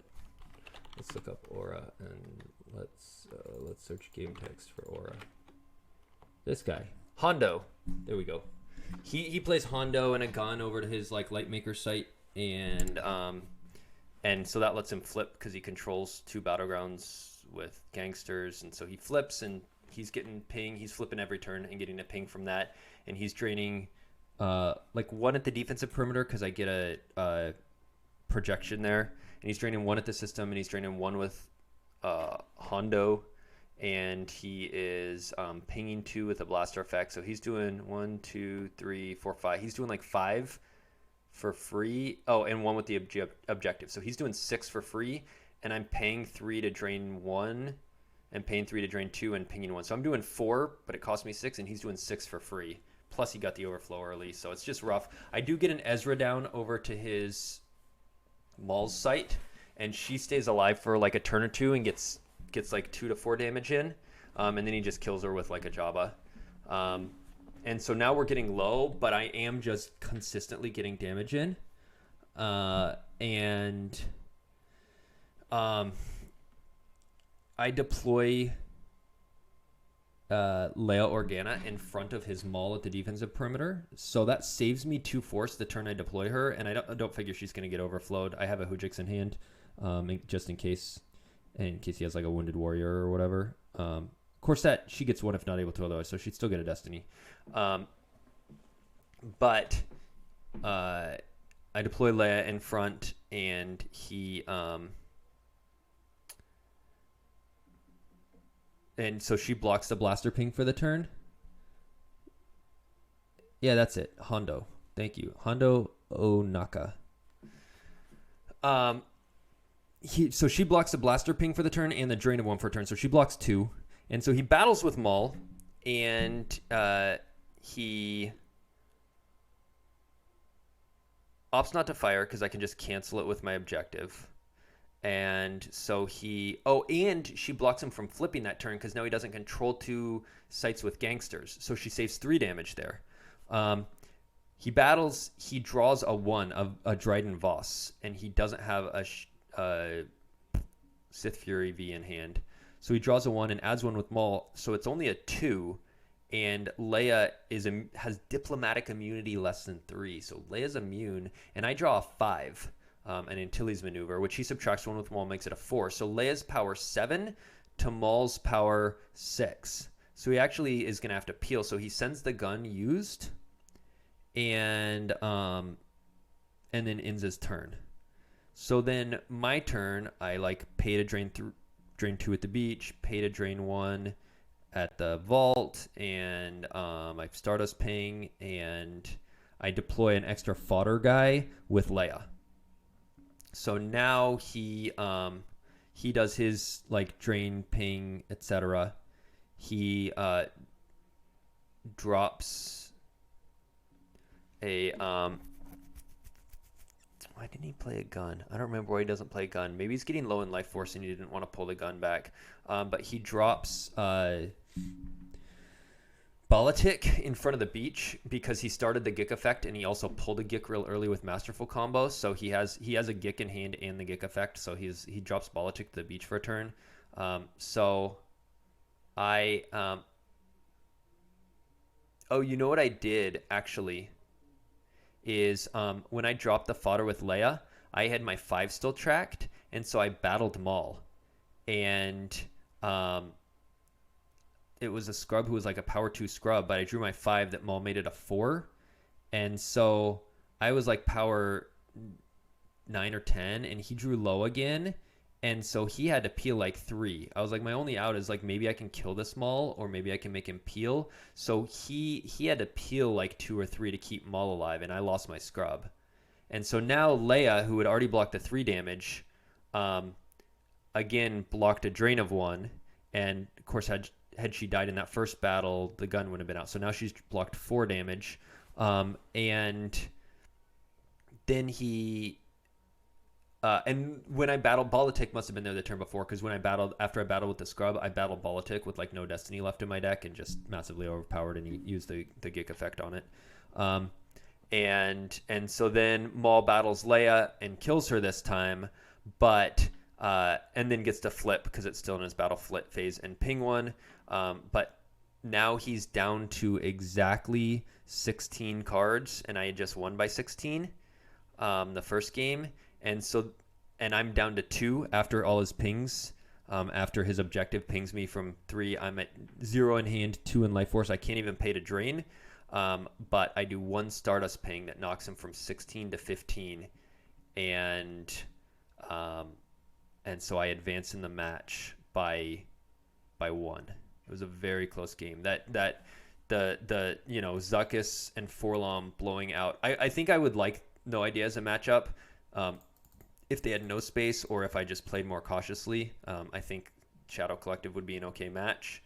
Because if I just pile in space with like Han Chewie Falcon, and this is only ship, and I have Han Chewie Falcon and like any capital and like a guy on it, it's hard for him to come down. And then if Luke's retrieving and I'm draining at the beach, I can easily match or out damage. I think. He also at one point top decked his one of his first light sights, his second battleground one, and so if he could have spread out there with an extra gun, he would have been getting more damage in. So that was pretty bad.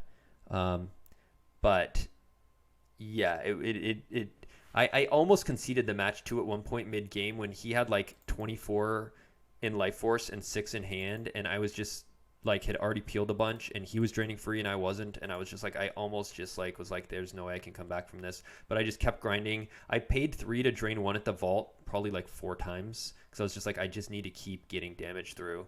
I got a little bit through with Ezra. I got a little bit 1.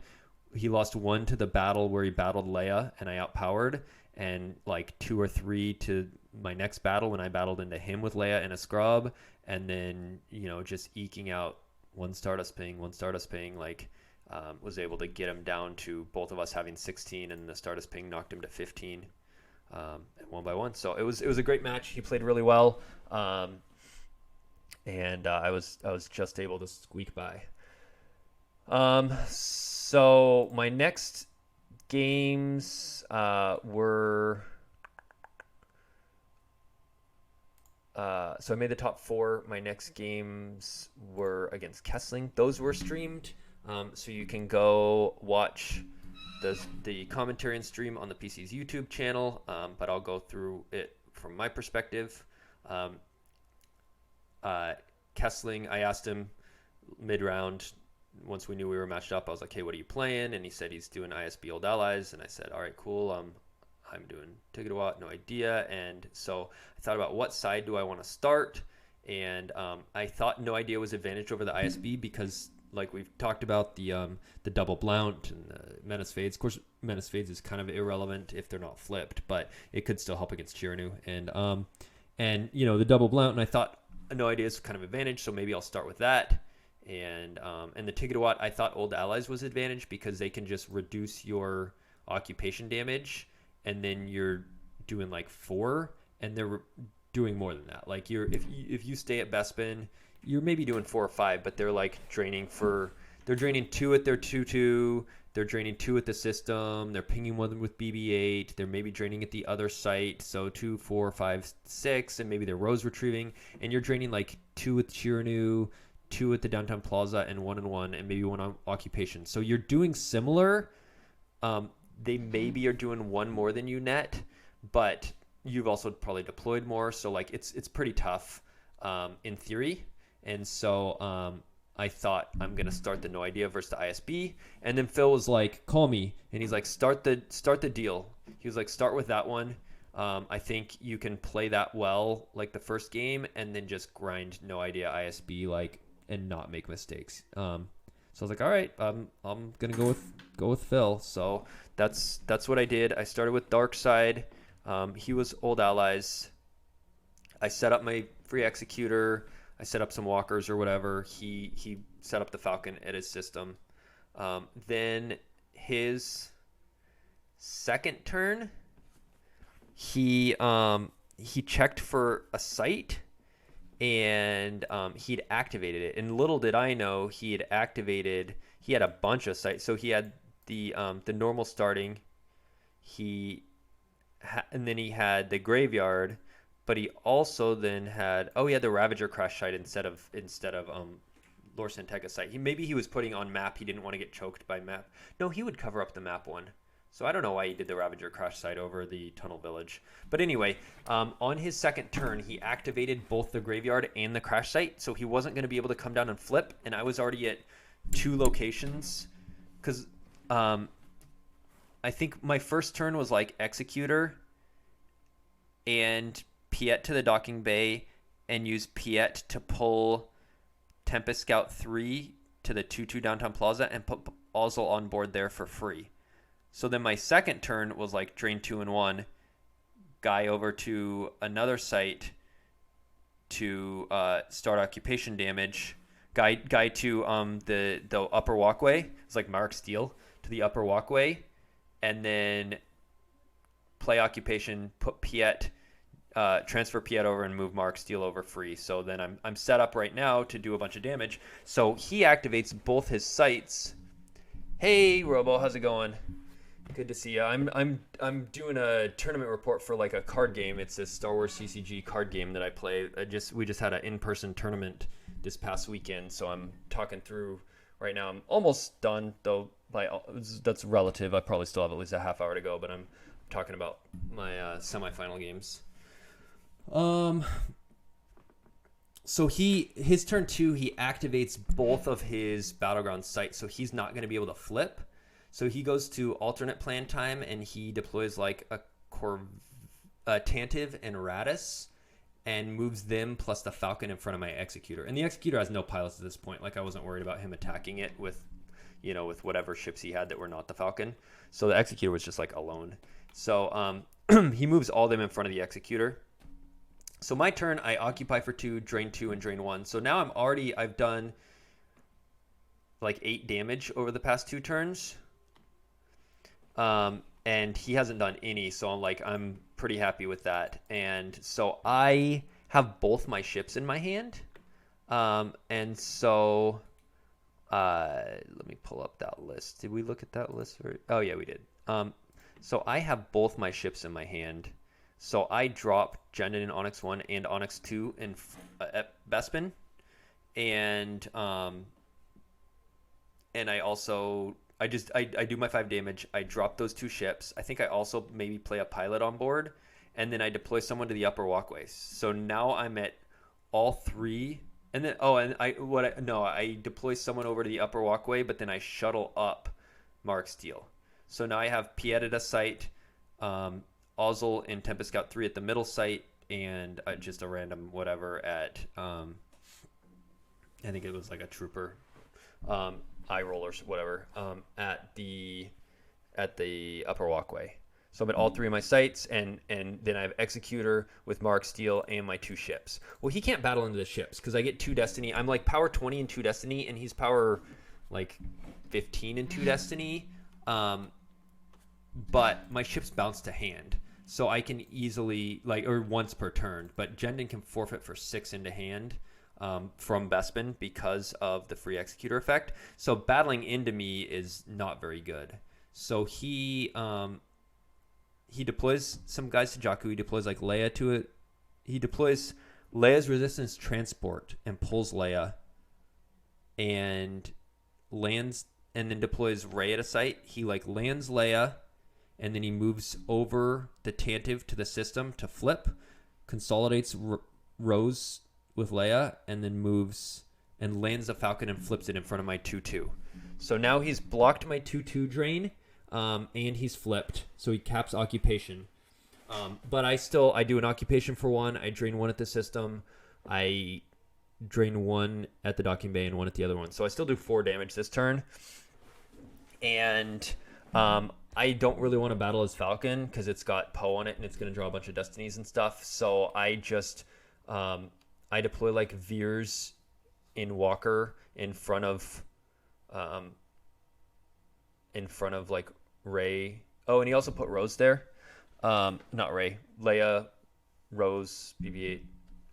He had BB-8, and so I battle with Veers, and I draw pretty good and outpower him. And so, and I use Sand Effect, so he can't -2 my Destiny or add with Leadership or anything like that. So I Sand Effect, and I draw pretty decently with Veers, so I like outpower him by 9. So he loses Leia's Resistance Transport and BB-8, which I capture with Veers. And then I move my Falcon in front of him at Jakku system, and then I move my ATST away. So he drains 2 with the Falcon at the site I've given him, but I'm just doing way more damage because I'm getting occupation in and whatever. He runs with Leia. I think he runs with Leia and Rose, and moves the other ship up to.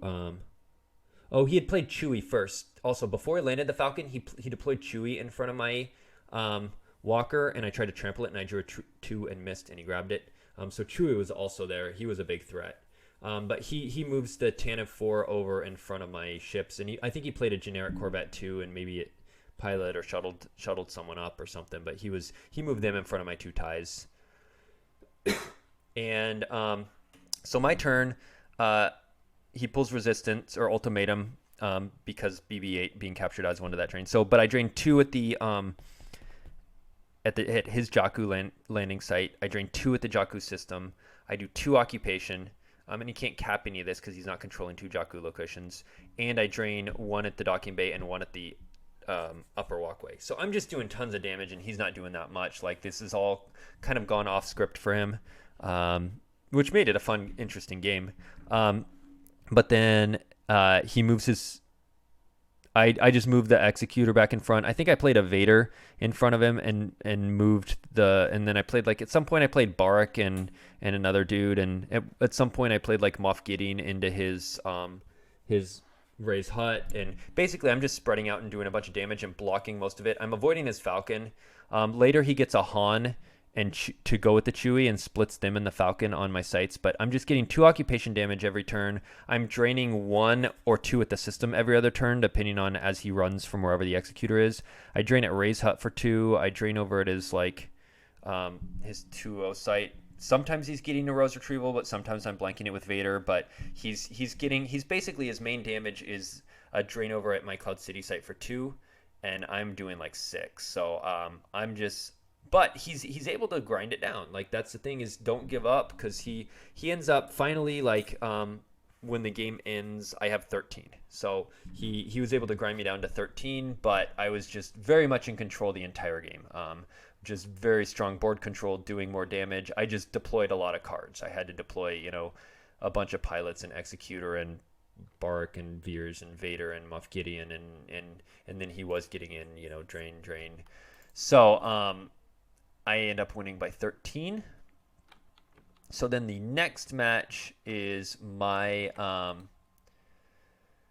my no idea versus his ISB, and this goes mostly according to plan. He gets Executor out and goes over to Bespin, and I pilot the vault. I get out Tantive 4 and Blount, and I put on Beaumont Kin as fodder, and for when my Lost Pal gets to 10, he will add one to the drain, and I think I get like Lightmaker and Bright Hope there. And then he meanwhile he piles at my beach, I think. And so then he comes down with like Vengeance, Callus, Tarkin, and like some other ISB. Oh, Ozzel, because he uses Vandalay. He deploys Vandalay over onto the Executor to bounce Ozzel to hand and play Ozzel down at Coruscant because he has a command he wants to use with Ozzel. So he battles. He uses command to add a destiny, so he's drawn 3 with Callus ability command, and then he cancels mine with Tarkin, but I still Bright Hope his. So I'm massively outpowered. I have to lose. Oh, I use Antilles maneuver to I can't shake a Van and Willard onto the ship. So he's forfeit 6. I think I have to lose like exactly 11, and Lightmaker's 5 and Van and Willard 6. So they exactly cover. But I'm still stuck with the Star Destroyer with 2 destinies and cancels my destiny. I had a Han Chewie Falcon that draws a destiny to power there too, I think. Or no. So I didn't. So he outpowered me. I lost stuff. So then my turn, I come back. I deploy Han Chewie Falcon. I deploy some kind of forfeit fodder, I think. And then I deploy Rey. Because I knew approximately in all that was my sand effect. So I deploy Rey, and I used to pull the sand effect. And I drop that down. And my life force is getting kind of low at this point because he's been Executor draining to its Scarif all this time. And, but he hasn't been retrieving, and I know I'm just trying to get him down below, 13. But now, because of the sand effect, I come down with Han Chewie Falcon and with Rey aboard and whatever random pilot, I get massive power. I get like 32 power, and he's like power 20 or power. He's power 18 with the Admiral's Order subtracting 2, I think. And sand effect makes it so he only gets 1 and can't cancel instead of getting 2 and a cancel. So I outpower him by like 12, or 14. So I think he has to lose like Ozzel, Callus, and 2 or something, and he just can't come back from that because I still have the 1 sand effect. So at some point, then basically I kill off the Vengeance. He goes Stalker up to Scarif and splits ship, so he has Executor at 1, Stalker with a guy at another. And I kill off. I put Leia, Organa as a pilot on the Falcon. I kill off his Vengeance and Tarkin, and they cover. And then I move the Falcon up to block a drain at Bespin. And so now he's. I never got Luke, so that would have helped a lot. But now he's doing like 2 at Scarif and maybe 1 at my beach. I think I had a projection on the beach, and I'm doing 1 at the vault and pinging 1, and I'm draining 2 at Coruscant because of Beaumont Kin. And I'm just damaging him down, and finally he gets down to like 9 life force. And I had 1 by 13, and he had like no hand, and so then I just drew up. I think maybe I barely win that game, or maybe he barely wins. It would have been close to if we played it out, but there was no need at that point because I wanted to rest a little bit before the next game and why grind out diff. So I drew up when he was at 9, and I advanced in the match. And then I waited to see the results of the next one, and in that one, Hayes beat Dennis. And so Hayes advanced. So I wanted to play, and Hayes was pretty fried from Star Wars, and he was ready to get some dinner and play some other games and stuff. So Hayes conceded the finals to me. We're longtime friends and teammates, and I had actually just conceded a semifinals game in the retro event to him a couple months ago. So anyway, yeah, and like the Dennis Charlie conceded the day before, we agreed I had the matchup advantage because his no idea. He did the same thing I did. We built our decks together the night before, morning of, and he went, okay, I'm cutting my escape pod combos because no one's gonna play Tiggerwatt except you, and I'm not gonna tech against you. So like he had cut his escape pod combos, which obviously is really bad against this deal. And no idea set your course is going to be an interesting game, but Tiggerwatt's enough advantaged without no idea having the escape or the free ride combos that so he did still have one escape pod combo, but of course I have a grabber that'll only pause the damage for one turn, but cutting his two free ride combos obviously made me quite advantaged in the match. So he went ahead and conceded, and we went out to get some food and then play a bunch of games. So that was all of my games that weekend. I think I don't know if you could tell, but my memory was getting better. Like the later into the tournament, the more recent the games were. Whereas like the first game against Dennis, I was like, how did that one go? And then like the last games against Kessling, I was like, oh, I remember most turns of that. So it's a long weekend of Star Wars. But it was a blast seeing everyone. That is my tournament report. Thanks everybody. Big props to all the volunteers on the PC who make this game happen.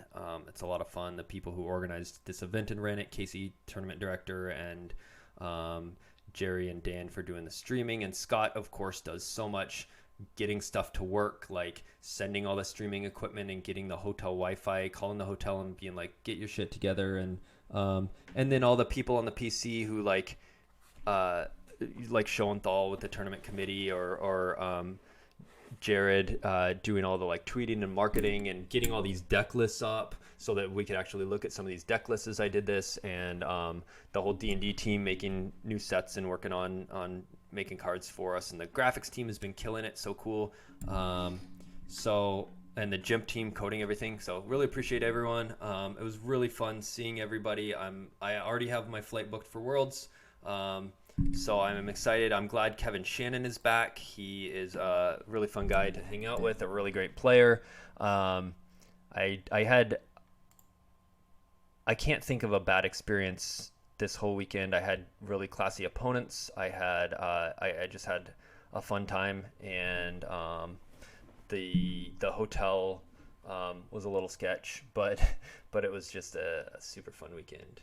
So thank you for watching. This is almost 2 hours now, so way shorter than those other ones. But hopefully you guys got some use out of it, or seeing my thinking on some of the stuff, how it went. And yeah, catch you guys at the next event or online.